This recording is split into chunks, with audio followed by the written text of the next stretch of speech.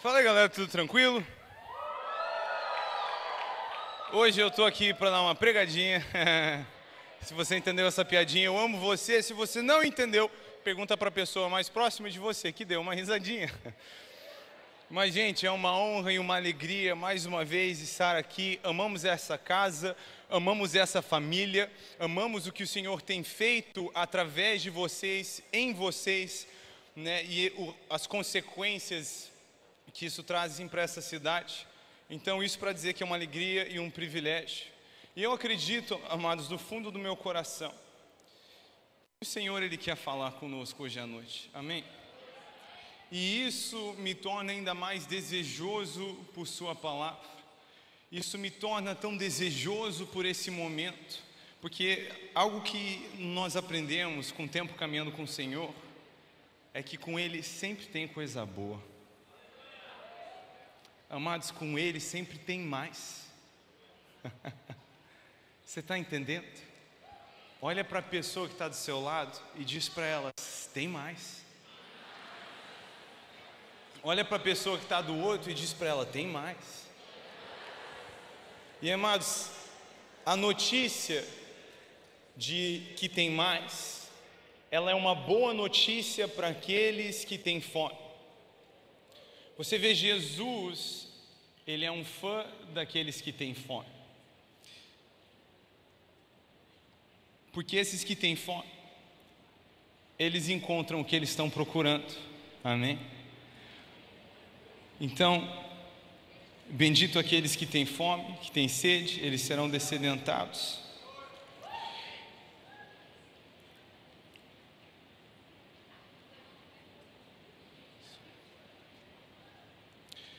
De onde eu sou, a gente faz churrasco todo final de semana.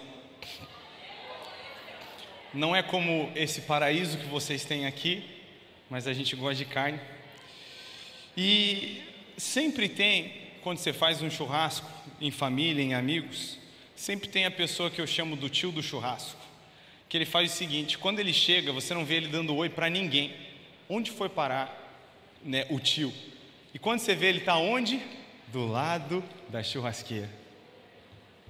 E aí ele já chega no churrasqueiro e ele está tipo assim: o que você tem aí, né? O que você tem sendo preparado?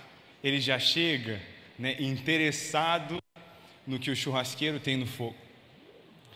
E ele logo pega uma bandeja para servir as pessoas, mas ele é um servo das pessoas no churrasco tão bom como Judas era tesoureiro.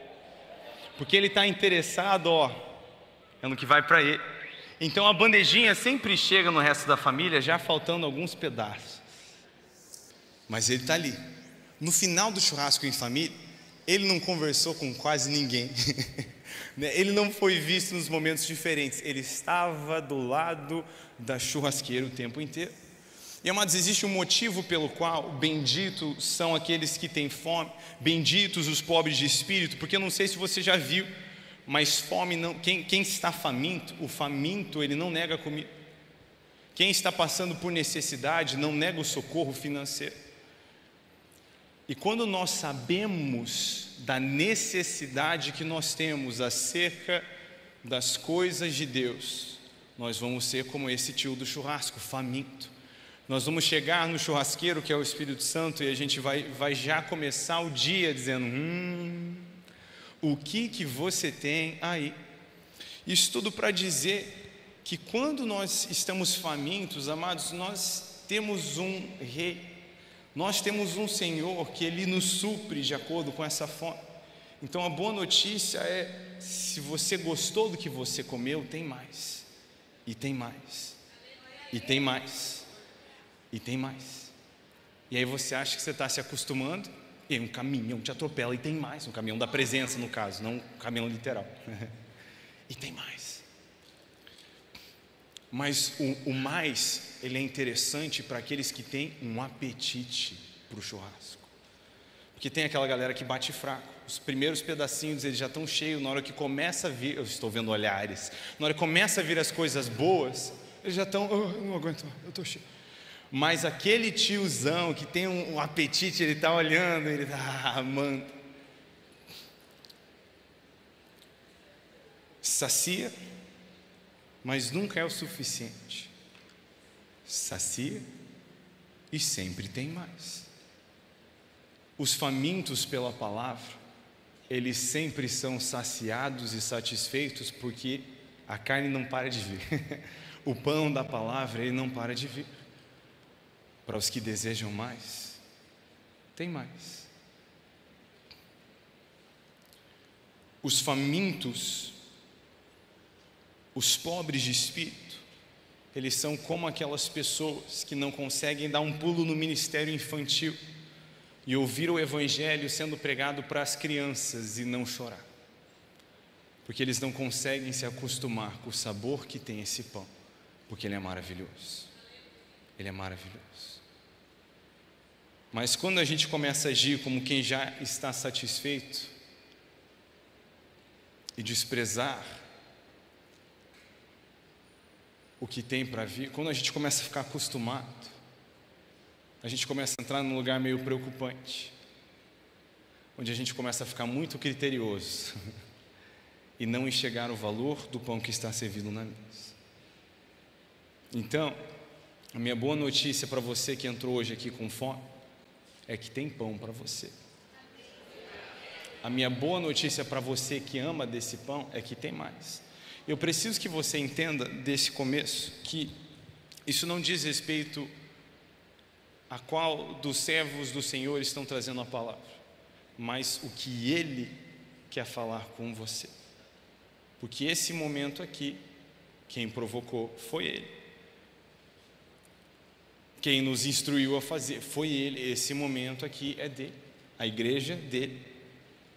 E eu acredito que Ele quer falar com você. Amém? Então esse é o meu convite aos que têm fome para ouvirem a palavra. E agora eu vou começar a pregar, pode ser?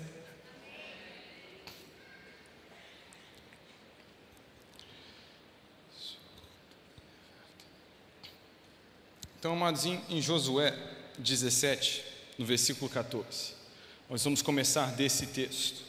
O que acontece nessa passagem é o seguinte: as tribos de Efraim e Manassés, elas vêm reclamar com Josué, porque foi entregue para eles uma porção de território, e eles julgam essa porção de território como um canto de terra que é inadequado, como um canto que não é suficiente. Afinal de contas, eles são o povo mais numeroso, de acordo com suas palavras. Então eles chegam e falam: Josué, a terra que você deu para a gente não dá, porque nós, os filhos de José, nós somos o povo mais numeroso. Aí Josué olha para eles, ele diz o seguinte: ué, olha para a pessoa que está do seu lado e diz para ela: ué. Olha para a pessoa que está do outro lado e diz: ué. Ele olha para eles e ele diz: ué, como assim a terra não é grande o suficiente? Vocês têm do canto tal ao canto tal.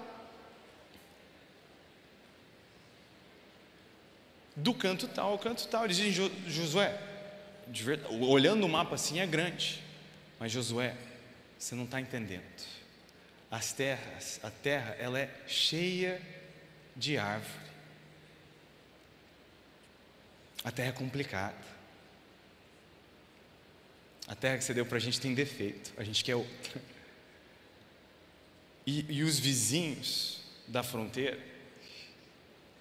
eles já estão, assim, a gente acabou de chegar, eles já têm carros de ferro. Eles estão muito para frente da gente no Age of Empires, você não está entendendo.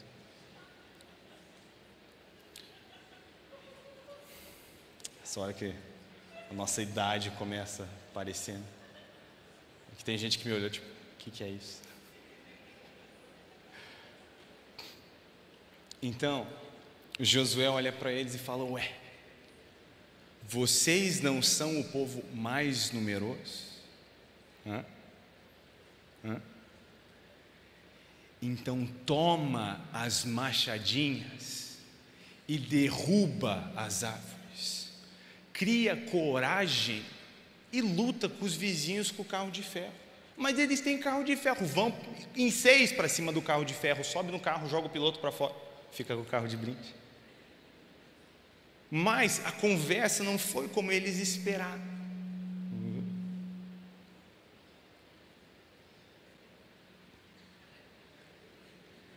eles não ouviram o que eles queriam, mas eles ouviram o que eles precisavam. Eles não ouviram o que eles queriam ouvir, eles ouviram o que eles precisavam ouvir. Você vê as tribos de Efraim e Manassés, elas estão vindo para Josué dizendo: Josué, nós somos uma tribo especial, nós somos a tribo mais numerosa. Como que você dá para a gente uma terra nessa condição? E a perspectiva de Josué não: ai, me perdoa, coitadinho, como é que eu fui tratar vocês desse jeito? Não, a resposta de Josué é o seguinte: ué, vocês não são um povo mais forte? Vocês não são um povo mais numeroso? Então onde está a disposição de usar essa força toda que vocês têm para fazer alguma coisa? Então, meu povo, disposição para trabalhar, pega os machados, cria coragem e vai. Essa é a terra de vocês. E não era o que eles queriam ouvir, porque você vê, eles se sentiam como um povo muito especial.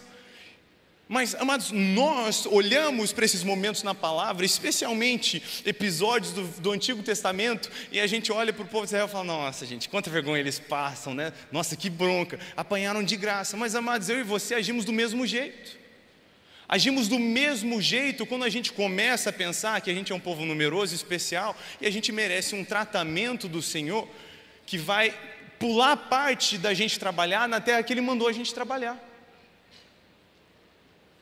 E muitas vezes a gente nem percebe como na nossa intercessão, porque está certo a gente orar, está certo a gente interceder pela nossa terra, às vezes a gente nem percebe que por trás de parte da nossa intercessão tem uma falta de compromisso com o Evangelho do Reino e uma falta de disposição para trabalhar.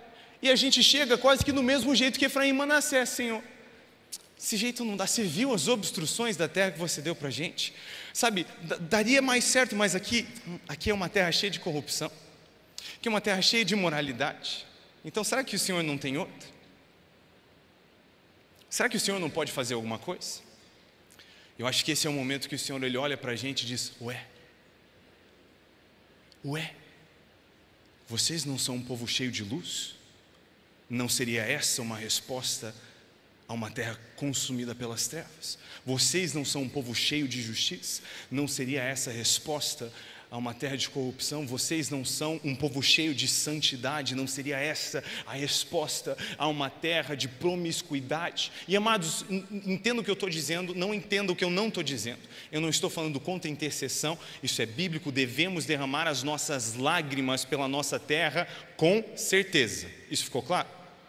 Mas a gente não deve derramar as nossas lágrimas sem ter a disposição de derramar o nosso suor. É isso que eu estou dizendo. Eu estou falando sobre a gente não orar vazio de uma atitude, porque às vezes a gente ora, mas a gente não se importa. Às vezes a gente está orando, mas a gente não se importa de verdade com o que está no coração do Senhor. Porque o que eu digo, o que eu estou tentando dizer, não é sobre orar. A gente tem que orar. Isso ficou claro? Ficou? Amém? A gente tem que orar pela nossa cidade, tem que orar pela nossa nação, tem que orar pela igreja nas nações, precisamos interceder, né? Isso é indiscutível. Mas muitas vezes nós estamos levantando clamores acerca do que queremos que o Senhor faça na nossa terra, sem ouvir os clamores do que o Senhor quer que nós façamos na terra que Ele nos deu, na terra que Ele nos colocou. Amados, a nossa terra é a nossa responsabilidade. Olha para a pessoa que está do seu lado e diz para ela: nossa terra, nossa responsabilidade. Amados, essa é a terra que Deus deu para você, essa é a terra que Deus te deu, e é sua responsa tocar isso aqui. É a nossa responsa lidar com a terra que nos foi entregue. Muitas vezes você vai ver, né, pessoas que ainda não caminham com Jesus, às vezes vindo e querer criticar, falando: mas se Deus existe, por que o mundo está nesse estado? Por que está nessa condição? Amado, Salmo 115, se eu não me engano, é no versículo 33, não tenho certeza, se alguém puder checar. Salmo 115, no versículo 33, que os mais altos céus pertencem ao Senhor, mas a terra Ele deu aos filhos dos homens. Alguém já chegou no Salmo 115, 33? Não está ali? Vê mais cedo no 115. É o 16? 115, 16. E se o seu Luciano ficar sabendo que eu errei o endereço? Então, Salmo 115, versículo 16, como eu disse antes, vocês entenderam errado. Os mais altos céus pertencem ao Senhor, mas a terra Ele deu aos filhos dos homens. Então tem gente querendo colocar Deus contra a parede, como se Ele tivesse que responder pelo estado da nossa terra, quando essa terra Ele deu para quem? E quem é que vai responder então pela condição da terra? Nós, é a nossa terra, a nossa responsabilidade. E isso é uma consciência que precisa se instalar nos nossos corações, porque nós temos uma incumbência inegociável de espalhar o evangelho do reino por todos os cantos, a todos os povos, porque eu não sei você, mas eu não vejo a hora de Jesus voltar. Para mim, eu acordo de manhã e parece um belo dia para o céu rasgar, entendeu? E a gente escutar um trompete muito mais da hora que isso, uma trombeta. E na virada do ano, mano, na virada do ano eu vi um maluco que ele pegou uma JBL daquelas graúdas assim e chegou na sacada dele e mandou um sonzão de trombeta assim. Imagina o mano virando e você tá escutando a trombeta tocar do jeito que anda a coisa ultimamente, irmão. Deve ter uma galera, os vizinhos do cara que alinharam o coração ali, ó, nota 1000. Não é o desespero, eu tô dando ideia, não tô dando ideia. Quem é aqui que tem a JBL graúda? Qual dos irmãos tem a maior JBL? Meu, olha aí o tamanho! Você tá maluco? Não, levanta de novo a JBL, irmão. É dessa que a gente vai tocar o som da última trombeta para fazer pegadinha nos vizinhos. Você tá maluco? Mas o ponto é, eu não vejo a hora. A coisa vai ficar muito melhor do que ela está agora. Mas independente de qual a sua linha escatológica, se a gente for conversar a fundo a gente briga, né? Nem vamos. Existe algo que é essencial, indiscutível, é Mateus 24:14. O evangelho do reino seria pregado a quem? A todos os povos. Para quem? E então viria o fim. Então o fim vem. Existe uma tarefa, uma missão muito clara da parte de Jesus. E a gente precisa lidar com a nossa terra. A gente precisa. Porque às vezes a gente pensa que povos não alcançados é uma responsabilidade para quando um dia, em alguma fase da minha vida, eu chegar num momento onde talvez eu vou ter amadurecido meu compromisso com Cristo Jesus para o nível suficiente de eu olhar e dizer, vamos atrás então de uma ilha esquecida no mapa ali para pregar o evangelho. Mas amados, a gente tem que pensar em termos de povos alcançados todo dia, porque a nossa responsa é fazer isso aqui. É o trabalho da igreja, quem é a igreja é nós. Essa é a nossa missão. Efésios 4, do versículo 11 ao 13, vai na verdade classificar os ministérios, né, da igreja local. A palavra de Deus diz que Ele levantou uns como apóstolos, outros pastores, outros mestres, outros profetas, outros evangelistas, e que esses são para edificar o povo santo e prepará-los para a boa obra de Cristo. Então, a ideia dos ministérios da igreja local é preparar o povo santo para que todo o povo santo, toda a igreja cumpra a grande comissão. Então, não existe um seguidor de Jesus que não é responsável pelo cumprimento da grande comissão. Essa é a nossa vida agora. Será que... Onde que dizia isso mesmo no contrato? Amados, dizer sim para Jesus é uma parada séria, não é só receber perdão, um maravilhoso perdão por sua graça e remissão dos nossos pecados, mas é receber o seu senhorio. Então nós negamos a nós mesmos, tomamos uma cruz e passamos a segui-los. Então a gente não vive como a gente bem quer, uma vez que a gente está caminhando com Jesus. Não, agora o viver é Cristo e o morrer é lucro, e a gente precisa entender que o morrer ele só é lucro quando viver é Cristo. Então tem muito jovem que está caminhando com Jesus, mas está caminhando mais ou menos. Aí ele, eu não sei, se eu estou sentindo falta de alguma coisa. Experimenta viver para Jesus de verdade, para você ver como é que é. E parar de ser mono no seu compromisso. Mas eu não sei, que a vida tem umas crises. O seu Senhor te avisou que ela teria umas crises. Ele disse, ei, no mundo vocês terão aflições, vocês vão ter bad, vocês vão ter crise, mas tem de bom ânimo, porque às vezes não é tão ruim assim. Não, tem de bom ânimo porque eu venci o mundo. O nosso ânimo ele não é contingente no estado desse mundo, ele podia estar mais de cabeça para baixo que ele está, nós teríamos bom ânimo porque Cristo venceu o mundo. Mas muitos jovens, eles são muito facilmente derrubados pelas ondas, crises, ventos, tempestades, porque eles não estão enraizando a sua vida na obediência a Cristo Jesus, eles não estão embasando o seu caminhar em obediência ao Mestre. E Jesus nos advertiu o povo com severidade, ai daqueles que me chamam de Senhor, Senhor, mas não fazem o que eu digo. não fazem o que eu digo. Então, o homem que ouve as suas palavras e as pratica é como casa construída sobre a... E quando vir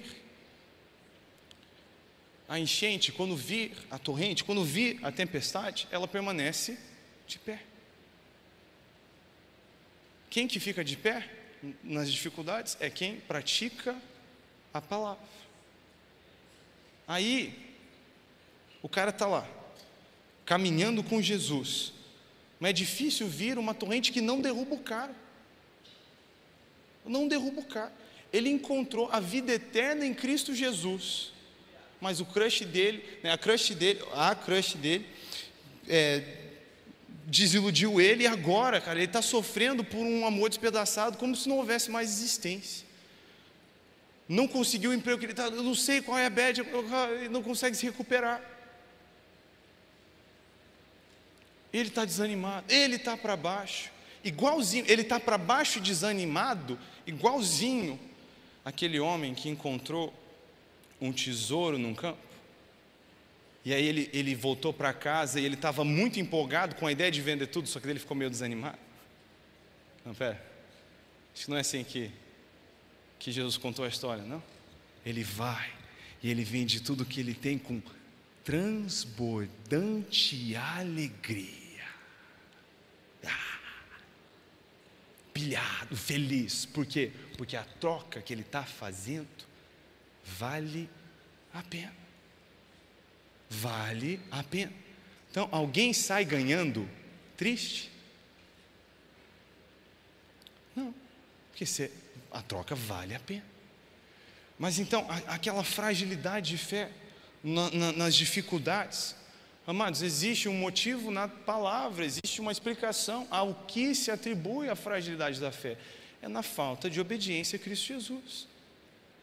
Então a gente chama Ele de Senhor, mas não faz Ele o centro da nossa vida. A gente chama Ele de Senhor, mas é a gente que decide o que a gente faz com nossos dias. A gente chama Ele de Senhor, mas é Mamon que decide qual é o nosso próximo emprego. Será que isso é submissão ao senhorio de Cristo? Submissão ao senhorio de Cristo, porque a gente vê como é que andavam os discípulos dele. Quando todo mundo, com exceção do apóstolo João, veio morrer pela pregação do Evangelho.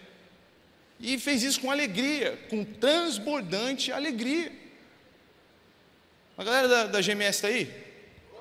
Olha aí a galera da GMS. Durante a semana a gente falou da história da igreja, falou sobre as igrejas primitivas de Roma, da perseguição neroniana, que os cristãos perseguidos por Nero, eles eram entregues para serem despedaçados por feras selvagens no Coliseu, ou queimados vivos para iluminar as ruas da cidade. E a galera da GMS lembra, como é que eles morriam? Quais são os relatos? Sorrindo e cantando. Meu irmão, quem que é capaz de desistir da própria vida sorrindo e cantando, senão um cristão que encontrou em Cristo algo mais precioso do que a própria vida? Porque o viver é Cristo e o morrer é lucro. Então as coisas que antes eu considerava lucro, agora eu considero como perda, diante do privilégio de conhecer a Cristo, porque esse Evangelho é mais precioso do que qualquer coisa que eu podia ser ou fazer na vida. Ele merece compromisso. E a gente tem um legado de discípulos de Jesus que fazem isso. Meu irmão, Paulo preso, escrevendo para uma igreja livre, alegrai-vos no Senhor. Ele está contente. Ele que aprendeu a estar contente, tendo pouco ou tendo muito, porque o que falta para quem tem tudo em Cristo Jesus. Então o cara está preso, está na prisão, mas está dando um show de alegria. Você está entendendo? Porque ele encontrou algo de maior valor. E por que ele é tão inabalável? Por que nada derruba o homem? Porque ele pautou a vida dele na obediência. Obediência. Mas o que é obediência? Eu ia obedecer se eu soubesse o que Deus quer que eu faça. Eu já perguntei várias vezes, o que você quer que eu faça? Qual é o meu propósito? Se você entrou aqui com crise de propósito, a gente vai resolver isso em 30 segundos. E alguns de vocês já escutaram falando isso 3 vezes. Ou 4. Mas vai a quinta. Se você entrou aqui, eu não sei o que Deus quer que eu faça, eu vou responder isso para você. Eu sei o que Deus quer que você faça. O que Ele quer que você faça? Discípulos. Mateus 28:16, ele reúne a tropa, reúne os 11 e diz: foi-me dada toda a autoridade nos céus e na terra. Portanto, ide e fazei discípulos, batizando-os no nome do Pai, do Filho e do Espírito Santo, e os ensinando a guardar tudo o que eu vos ordenei. Amados, foi só debaixo de quanta autoridade? Quanta autoridade? Bastante autoridade, não toda autoridade. Então vamos lá, eu não vou nem dizer, você vai dizer. Faz sentido então alguém que chama Jesus de Senhor ficar na dúvida se a grande comissão é uma ordem para a vida dele? Não faz. Então, você sabe o que Deus quer que você faça, amém? Ou será que ele precisa parecer e repetir o que ele já falou? Amados, quando o nosso Senhor fala uma vez, é o suficiente. Uma vez que ele falou, é um decreto, para sempre, tá bom. Amém? É isso aí. Uma vez que ele falou, basta. E é aqui que a gente descobre quem está verdadeiramente faminto para ouvir o que Jesus quer dizer, para ouvir o que ele pensa, para ouvir o que ele quer. Sabe por quê? Porque aqueles que querem ouvir o que Jesus quer falar, vão procurar o que ele já falou. Meu irmão, não tem como ser apaixonado por Jesus e não ser apaixonado pela palavra de Deus. Não tem como o cara dizer, eu queria tanto ouvir de Deus. Tá, mas você está mergulhando no livro? Não, mas é que eu queria ouvir Deus falando comigo. Você quer ouvir Deus falando com você? Que tal tentar ouvir a palavra de Deus? Ouvir Deus falando com você. Mas é porque aqui a gente acaba fazendo um filtro. Tem a galera que quer sentir um arrepiozinho, ter uma experiência, alimentar ainda mais um pouquinho do seu ego no protagonismo da jornada deles do Evangelho. E tem a galera que quer ouvir Deus. Você está entendendo? Então quem quer ouvir Deus, meu irmão, não vai parar até quando? Até ouvir Deus. E uma vez que ouvir Deus, vai fazer o quê? Vai querer ouvir de novo. Amém? Alguém aqui quer ouvir Deus? Então, amado, se ele já falou, ele não precisa se repetir. A gente já tem uma missão de dominação global. E a gente tem tempo para muita coisa, mas a gente não tem tempo para perder com meninice. A gente precisa entender que os discípulos de Jesus até agora têm dado um show de evangelho e a nossa tarefa é continuar isso aí. Alguém veio aqui na conferência do Vimos e Ouvimos? A gente conversou muito sobre isso. Se você não vê, o livro está ali na saída. Esse livro aqui, calma aí.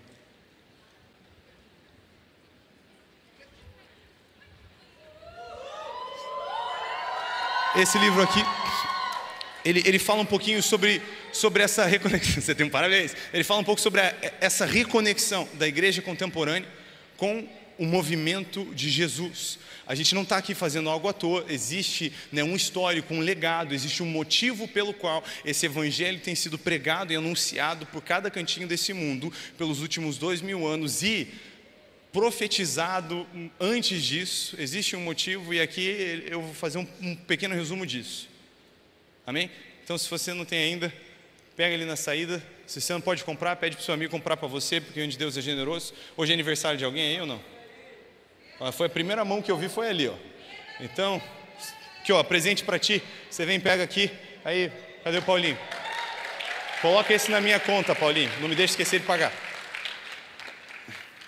Deixa eu dar na mão, cara. Feliz aniversário. Então, quem é da GMS?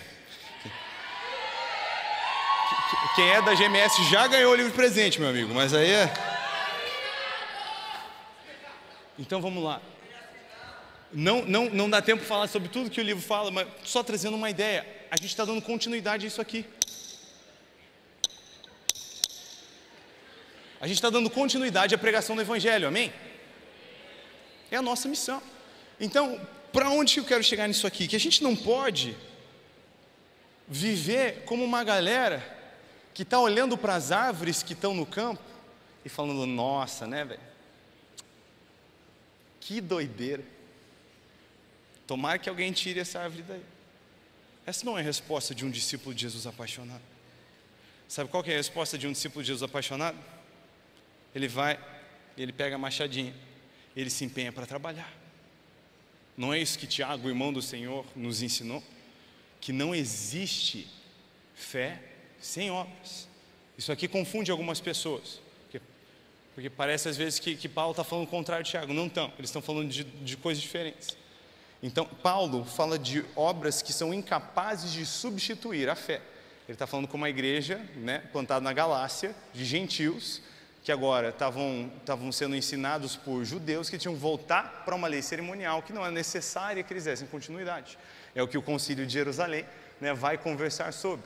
E aí ele diz para eles: ei, não tem como essas obras substituírem a sua fé. Tiago está falando de outra coisa.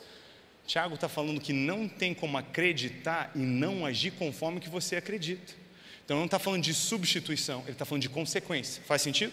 Então você tinha dúvida antes. Paulo está falando de substituição, não substitui. Tiago está falando de consequência, vai haver como consequência. Faz sentido? Então, o que ele está dizendo? Não tem fé sem obras. A fé sem obras é morta. A fé sem trabalho não existe, ela morreu. Se cutuca ela com graveto, ela não se mexe, ela está morta. Então, ele deixa a coisa bem clara quando ele diz o seguinte: você, cristão, caminhando com Jesus, você vai ver uma família que está passando fome, está passando frio, e vai falar: tomara que alguém abençoe você com comida e alimento, Deus abençoe, que você possa comer e se cobrir. Aí Tiago, ele vem aqui e fala: mas você não vai dar comida para eles e cobri-los? Porque uma fé sem atitude, ela não é verdadeira.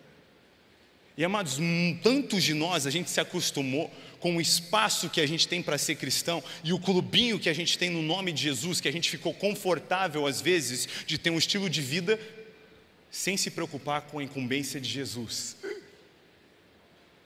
sem se preocupar com a pregação do Evangelho, sem se preocupar com o que é o motivo central pelo qual nós fazemos o que estamos fazendo. E às vezes a gente está reunido em volta da árvore, a gente está rindo em volta da árvore, cantando em volta da árvore, mas não está derrubando a árvore com as machadadas. Então, alguém mais está muito empolgado para ver o céu rasgar de um lado ao lado? Então, eis o meu pedido, o meu convite, meu lembrete, de não soltar dos machados, enquanto o campo não estiver limpo, enquanto os vizinhos com carro de ferro não tiverem sem carro de ferro, não está na hora da gente parar, não está na hora da gente se acostumar, da gente sossegar, e enquanto a gente basear as nossas vidas na obediência a Cristo Jesus, a gente não vai ser como um cristão inabalável. Mas quando a gente faz isso, cara, não tem nada que pode derrubar a gente. Tem nada. Nem a morte, porque Jesus venceu a morte por você. Você vive correndo para os braços de Jesus. Se você morrer, você corre para os braços de Jesus. Você está entendendo? Nem a morte, nem o inferno, nem nada. Mais que vencedor em Cristo Jesus.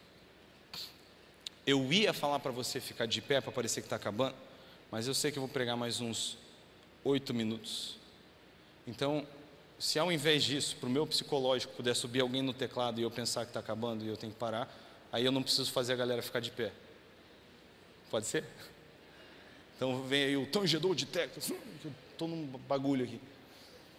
Então, qual que é a ideia de todo esse comunicado?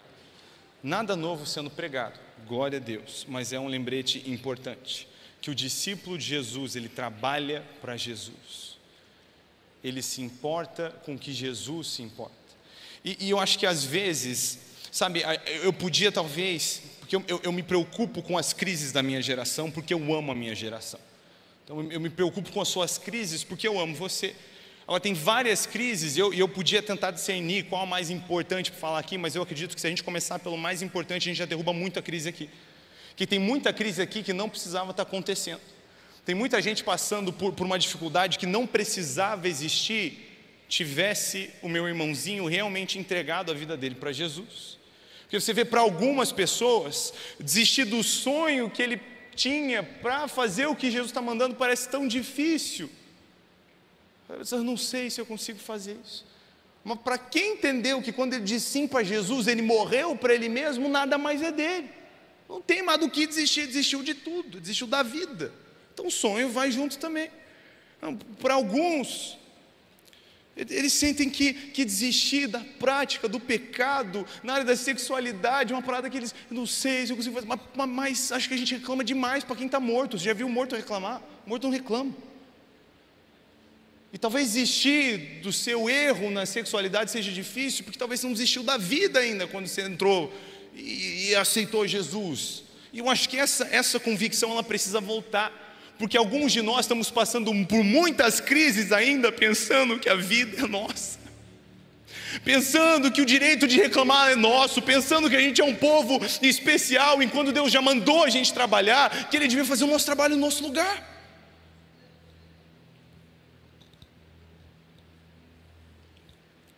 E muita gente querendo que a herança chegue antes do tempo. Meu irmão, a nossa aposentadoria é igual. Vai ser o para sempre mais irado de todos. E hoje, o Cristo crucificado, a quem pregamos, vai ser por toda a eternidade a pessoa sentada do outro lado da mesa. Porque eu vou pedir, Senhor Jesus, você pode por favor me passar o pão? Para sempre. O Senhor vai viver para sempre. Eu sei, eu vejo uma galera empolgada com o agito que você pode fazer no mundo. Às vezes o crente na dúvida, assim, será que vale a pena? Meu irmão, você acha mesmo que aquele agito que os caras fazem é bacana? Você lembra do tempo que a gente teve louvor hoje mais cedo? Para mim esse é o tipo de agito que é bacana. Agora imagina esse tipo de agito com todas as nações reunidas diante do trono. E diferentes povos e línguas cantando na sala do trono branco, onde o nosso Senhor se assenta com forma corpórea sobre um trono, o Nazareno à sua direita, 24 anciãos que a gente não faz ideia quem é em volta deles, Apocalipse 4, 4 seres viventes com 6 asas, cobertos de ouro, uma cena horrível de se imaginar, maravilhosa ao mesmo tempo. Um com cabeça de boi, outro de leão, outro com cabeça de homem, outro com cabeça de águia. E tem gente que está disposto a perder esse tipo de vista. Mais importante que isso tudo, Jesus. O inferno é o inferno porque Jesus não está lá. A festa toda está em Jesus. Eu não quero ficar longe dele. E eu não quero que quem eu conheço e tenho oportunidade de cumprir com a minha responsabilidade do Evangelho do Reino, perca isso também. Porque, amados, eu acho que às vezes a gente ficou tão acomodado com as tribos de Efraim e Manassés que a gente começa a se esquecer quem realmente sofre. Mas é porque é tão difícil, eu falo de Jesus, meus amigos na faculdade, mas eles me olham tão torto, eles pensam que cristianismo é isso, meu irmão, você está feito na vida. Você está feito na vida. Você acha que é difícil caminhar com Jesus porque estão te olhando torto na faculdade? Vou te falar o que eu acho que é difícil. Difícil é não caminhar com Jesus. Difícil é não acordar pela manhã sabendo que você é amado desde antes da fundação do mundo. Difícil é acordar pela manhã e não saber que a vida tem sentido. Isso é difícil. Eu tenho tudo em Cristo Jesus. Para mim o viver é Cristo, morrer é lucro. E eu vou ficar sentido porque alguém me olhou torto? Mas se a gente não está disposto a vencer o desconforto que a gente tem numa cultura acomodada como essa, como é que a gente vai estar disposto a entregar tudo por Cristo, a entregar nossa vida por Ele, se não podemos passar por desconfortos por Ele? E eu quero terminar depressa. Eu sei que tem caravanas que precisam ir e viajaram um longo caminho para estar conosco, mas eu realmente quero terminar com essa mensagem, esse convite, esse lembrete. Se você não tiver tempo, de responder isso agora, que você pelo menos vá para casa pensando nisso. Mas existe um chamado ao arado para a nossa geração, porque nós nos acostumamos muito com a falta de desespero pelo trabalho, e a gente precisa trazer isso de volta. Precisa trazer isso de volta. Não adianta fazer isso por uma estação da nossa vida e esquecer para o que a gente se alistou. A gente não se vive enroscado com as coisas dessa vida, mas como soldados que fomos alistados. A gente não se enrosca com as coisas dessa vida. A gente se envolve, mas a gente não se enrosca. Você entende a diferença? Porque nós somos soldados alistados. Agora, em Lucas 9, 62, e no capítulo 10, versículo 2, Jesus, ele faz duas declarações que elas são muito fortes. Ele diz que quem toma o arado e olha para trás, não tem parte no reino dele. E ele também diz que grande é a seara e poucos os trabalhadores. Rogai, pois, ao Senhor da seara, que envie que envie. Que envie. Amados, onde estão os trabalhadores? Porque você vê a maior revolução de todos os tempos, ela implica uma multidão de trabalhadores para fazer esse negócio virar. Essa revolução, ela não só acontece de maneira espontânea e natural, acontece também, mas acontece com compromisso. Compromisso para com isso. Então, amados, vamos trazer ressignificância ao arado. O seu Juarez ele ia gostar dessa palavra, meu avô. Ressignificância. Quer dizer, o arado, ele não é uma arma. O arado não é uma arma, uma espada para você bater nos outros. O arado, ele não é decoração para post no Instagram. #Seara. O arado, ele não é decoração para sua casa. O arado, ele é uma ferramenta para quem quer trabalhar na terra.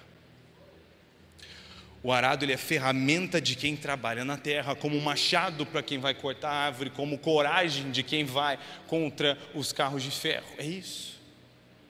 E mesmo se parecer que a gente está em minoria, essa terra é de quem?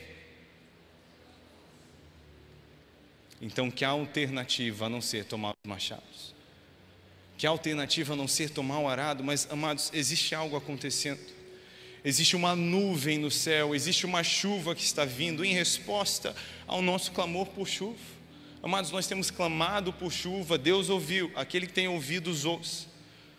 A chuva está vindo, mas onde estão os trabalhadores que vêm ao encontro da chuva com o arado na mão? Então a gente volta para onde a gente começou. Não é só pedir Senhor faz, mas é fazer conforme o Senhor mandou. Você está entendendo?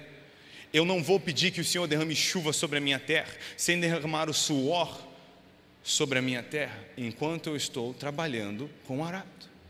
Porque para quem trabalha na seara, a chuva é uma bênção. Para quem trabalha na seara, a chuva é linda. Então, meus amados, hoje eu quero deixar com você a batata quente da pergunta: onde estão os trabalhadores? Que se fosse essa mensagem que eu fosse pregar o resto da minha vida, simplesmente para trazer o solene lembrete para os meus preciosos irmãozinhos em Cristo Jesus, eu faria isso com grande alegria. Eu mesmo não desejo viver em paz sem ser assombrado pelo Espírito Santo e meus irmãos em Cristo com essa mesma pergunta: e aí, e o arado? Porque o meu desejo é que na minha própria vida o viver seja Cristo e o morrer seja lucro. Que na minha geração o viver seja Cristo e o morrer seja lucro. Então fique de pé nesse momento. Nós vamos acabar, mas eu não quero que a gente faça isso sem ter oportunidade de falar com o Senhor. Samuel, não sei se tem algo que a gente precisa falar para liberar o pessoal, algo que você gostaria de dizer ou mesmo orar, mas o que eu tenho no meu coração é só de deixar quem precisa ter essa conversa com o Senhor, ter essa conversa com o Senhor. Como você acha o melhor jeito do dia da gente fazer isso? Você...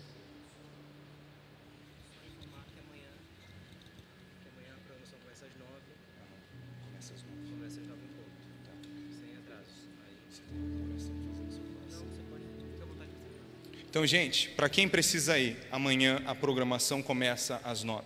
Se você precisa ir, a pergunta que você vai levar com você é: onde estão os trabalhadores? Ok? Pense nisso, reflita nisso. Né? Se você tem vivido dessa maneira que prioriza a obra de Cristo, então continue assim, e glória a Deus pela sua vida, né? E glória a Deus pelo seu trabalho e a sua participação nessa terra. Se você tem vivido assim, se sinta encorajado a continuar priorizando ao nosso Senhor. Mas se você está aqui, você pode agora ter um tempinho conversando com o Pai Celeste. Né? Foi o que eu falei no começo, não é sobre um recado que eu tenho para passar. Não é algo que a minha pessoa pode te dar, nada disso, mas um toque do Espírito Santo. Isso sim vai agregar valor, né? Isso sim vai trazer o peso necessário, porque, meu irmão, eu sou só um menino. Eu sou um irmãozinho seu em Cristo Jesus, mas se Ele tem algo para falar com você, e eu acredito que Ele tem, eu também entendo que é o desejo dEle falar com você pessoalmente, não somente através do seu irmãozinho em Cristo. Então, amados, deixa eu explicar. Eu não vou nem gastar tempo tentando te convencer a vir aqui para frente, porque isso não faz diferença nenhuma. Tá? O apelo é o seguinte: se você sabe que você precisa vir para frente, vem. Se o Espírito Santo está falando com você sobre vir, vem. É só isso. Né? E se você está sentindo isso, é com você que Ele está falando. Ele quer tirar esse tempinho com você. Então vem aqui na frente se você sente que você devia vir e conversar com o Senhor, né? Receber algo da parte dEle. Se você não sei se eu devo ir, fica tranquilo, pode ficar aí no seu lugar, sem peso, sem condenação. O Espírito Santo, Ele fala conosco, isso é algo irado sobre a vida que nós temos como igreja. Mas enquanto você está aqui na frente, eu queria muito te convidar a pensar na sua própria vida como uma peça que faz parte do quebra-cabeça da grande revolução. Amados, não existe um movimento histórico mais extraordinário do que o Evangelho do Reino de Cristo Jesus, onde pessoas de todas as idades, de todas as nações têm entregado a sua vida em compromisso, amor e dedicação pela Seara. E eu quero que você imagine junto comigo esse vasto campo, essa grande seara que é muito grande, mas os trabalhadores poucos. E qual é o tipo de convite que Jesus está provocando ao nos dizer isso? Porque, amados, olhando para a matemática do reino, sabe, não existe um sacrifício em prol do reino de Deus que não vale a pena. Mesmo que nós temos chamados diferentes e vamos atuar nessa grande comissão de frentes diferentes, alguns são chamados para o mercado de trabalho, para trabalhos seculares, outros, né, para a vida da igreja, a edificação do povo santo, mas todos para o cumprimento da grande comissão. Não existe uma parte do corpo que não é responsável por isso. Então, amados, vamos pensar na seara, porque muitas vezes eu acredito que a gente tem pensado em alguns problemas do jeito errado. O que o Senhor vai fazer sobre isso, enquanto Ele está olhando para você e dizendo: ué, o que você vai fazer sobre isso? E, amados, eu não estou falando contra a dependência do Espírito Santo, nós dependemos dEle. As Escrituras dizem que sem Ele nós nada podemos fazer. Então eu não estou falando de sair de maneira independente, falando é a gente que faz, não é isso que eu estou dizendo. Mas Ele mandou fazer e nós o obedecemos. Essa é o viés da mensagem, faz sentido? Essa é a ideia, de que a terra que Ele nos deu, Ele não nos deu por acidente. Então, algumas das coisas que nós temos dito: Senhor, o que você vai fazer a respeito disso? Às vezes a gente está se esquecendo que nós vamos trabalhar em parceria com o que o Senhor está fazendo. Não quer dizer que é o nosso trabalho. Ele deu a semente, Ele é o dono das ferramentas, Ele que faz a chuva cair sobre a terra, mas a mão de obra meus amados, a mão de obra somos eu e você. E que doce o privilégio de tomar parte no reino do nosso Senhor. Quão enorme o privilégio de participar da seara, da obra de Deus. Mas a seara está convidando os trabalhadores. Se esse evangelho é a verdade, então ele vale a pena toda a nossa entrega. E talvez nós precisamos reajustar a nossa perspectiva. Talvez nós precisamos reavaliar algumas coisas, porque talvez a gente está dando muito esforço para correr atrás de outras coisas que são menos importantes do que isso. E não é errado você sonhar. Não é errado você sonhar com a prosperidade da sua família, com o bem-estar da sua família, não é errado.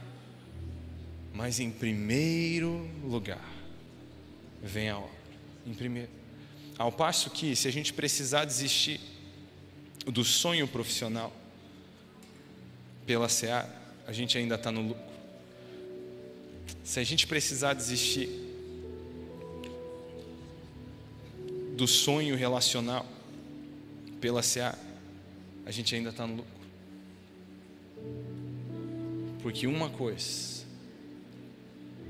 realmente importa, uma coisa: Senhor Jesus, nós estamos aqui como seus discípulos. Pai Celeste, estamos aqui como seus filhinhos. Doce Espírito Santo, estamos aqui como seus servos. E nós oramos que essa semente que o Senhor trouxe sobre nós hoje, ela venha dar fruto em nossos corações. Que apesar de conhecermos bem a mensagem do Evangelho e as suas implicações, que o nosso coração não venha estar fechado de maneira arrogante, com um lembrete do que realmente importa e do que precisamos fazer. E que o nosso coração possa ser um que é resiliente, apaixonado, a ponto de estar disposto a trabalhar e tomar parte na sua seara, a tomar as machadinhas, a tomar o arado e viver esse estilo de vida. Esse estilo de vida que te prioriza, que te dá a primazia, que te dá a honra e a soberania em tudo que fazemos, em tudo que nós somos.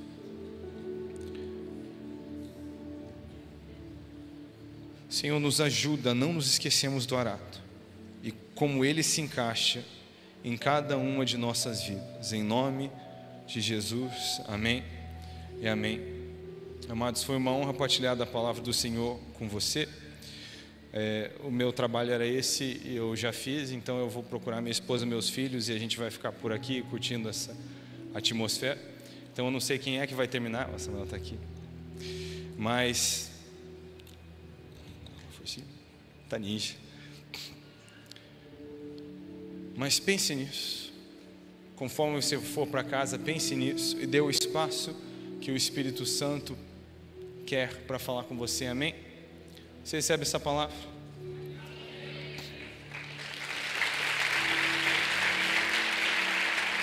E deixa eu perguntar, porque isso me edifica e me encoraja.